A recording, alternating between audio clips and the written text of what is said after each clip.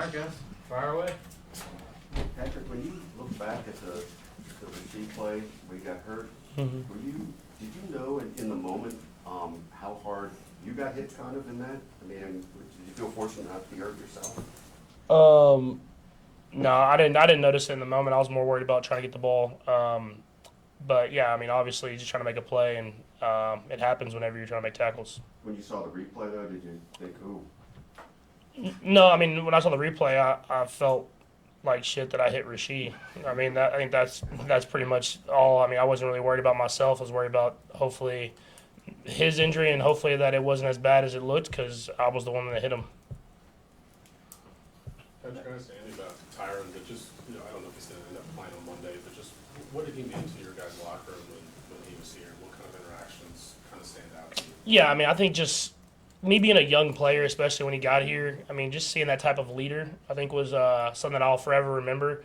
The way he inspired guys, the energy that he played with. I mean, obviously he's a great football player. I mean, everybody can see that, but truly a great leader, one of the best leaders I've ever been around. And he pushed to get the best out of everybody every single day, and he treated practice like games. He tried to get better every single day, and that's something that has helped me become who I am. And so a great football player, man.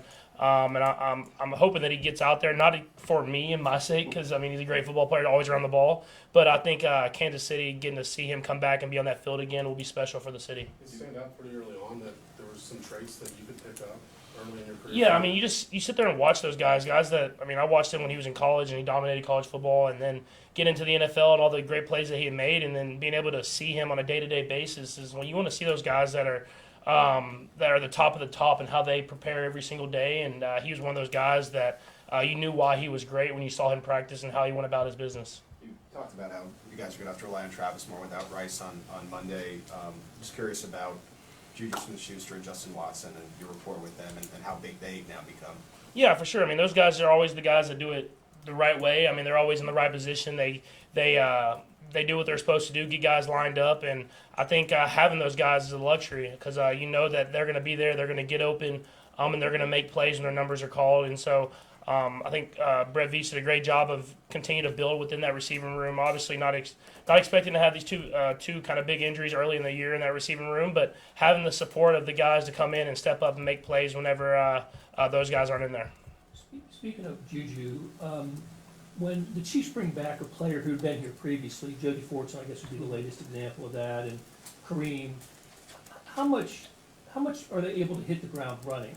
And like maybe a percentage basis do they have? Yeah, I mean, they always have a good feel for our main stuff, our base concept stuff. Every year in the offseason, Coach Reed adds new stuff, and the offense coaches look around at what we can do better. And so they have to learn some of that type of stuff. But I think you've seen with the guys that we've brought back is guys that are very intelligent. They're able to pick up the offense quickly. And so when stuff like this last game happens, you can throw Juju in there. He can run some of the routes that Rasheed has, and he can get even and be in different positions maybe that he didn't practice all week because he prepares the right way and he's ready for his moment. Patrick, injuries are part of the game, but you guys have been hit pretty hard so far this year offensively.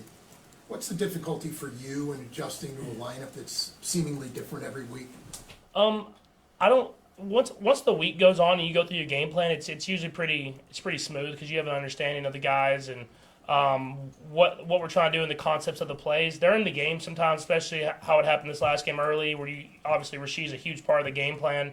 You have to kind of throw guys in there and try to make that timing up. And coach tries to get that done in practice. He tries to throw guys in certain situations, but obviously there's limited reps. But I thought the guys did a great job of accepting the challenge and being in there in those moments. And but Coach Reed does a great job of getting guys prepared and ready to go throughout a week of game plan. And we had an extra day this week, so I'm sure guys will be ready to go out there and play some great football. When you face a Dennis Allen defense, is like almost any week, is there an expectation you guys are going to have to sort of do that methodical, work your way down there?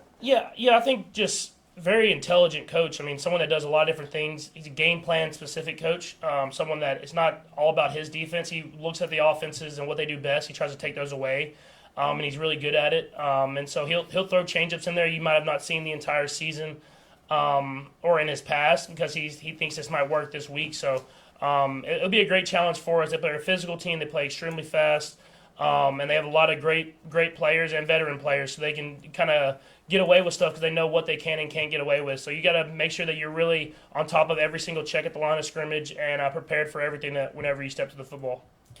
Can you talk about the big play, the 54-yard touchdown pass, what that did for the offense that day, and what it does for your receivers' confidence and the whole offense? Yeah, I mean, whenever you hit those deep passes, it kind of opens everything up because defense have to have more and more respect for any ability to score on one play. And it was big in that game. I mean, they were starting to get more and more downhill because we were running the ball and we weren't moving it and throwing it vertically. And so when we were able to hit that deep one, it kind of opened up the offense at least a little bit. And our goal is to continue to show that we can do that on a week-to-week basis. And even more than one time a game. So there was more opportunities in that game to go downfield. So I have to continue to push the ball down the field so that it opens up everyone else underneath. We'll go a few more. We'll go Nick, Todd, and then Blair. Go ahead, Nick. Patrick, when you're building chemistry with a new receiver, a guy you haven't worked with in a while, how long does it normally take for you guys to see the field the same way? It depends on every receiver. I think we have a lot of intelligent receivers in this receiving room right now, and so I feel like we're all seeing the field the same way.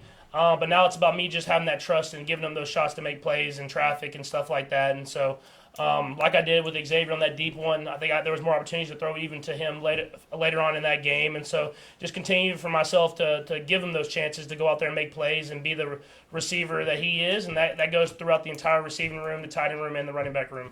Todd? A couple of non-football things. I mean, you're pretty excited about this Royals playoffs, kind of moving on here to be back here in town. What's your excitement level for that? Yeah, I mean, it's awesome. I mean, it's great for the city. I mean, I've heard all the stories about how awesome the environment was the last time they were in the playoffs, and they're going to go up against a great baseball team in the Yankees, historic baseball team. And so I'm just excited for these guys. I mean, they're hungry. They're playing great baseball right now. And to be at the K, a sold-out crowd, hopefully, and get to see that October baseball there is going to be special. And on our radio station this morning, known Yankee fan Garrett Dieter may be sniffing around for tickets. Is that appropriate for someone like that? Yeah, man, I'll let him be there because when we hopefully win, I'll get to talk trash. So no, it's he's a big Yankees fan. I think if the Yankees lost this series, he might have to move cities. So let's see if we can do that for him.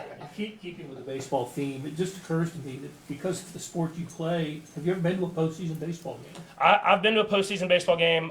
Back when I was in high school, the Rangers made the World Series a couple of times, and so I got to see them lose, I think, Game 5, against the Giants one year, and then I watched them lose, or maybe win the game that I was at when they went up against the Phillies, and they ended up losing in Game 6 on that ball on the warning track. So, I mean, I've had some close heartbreaks there with the Rangers, but the Royals are going to turn it around for me.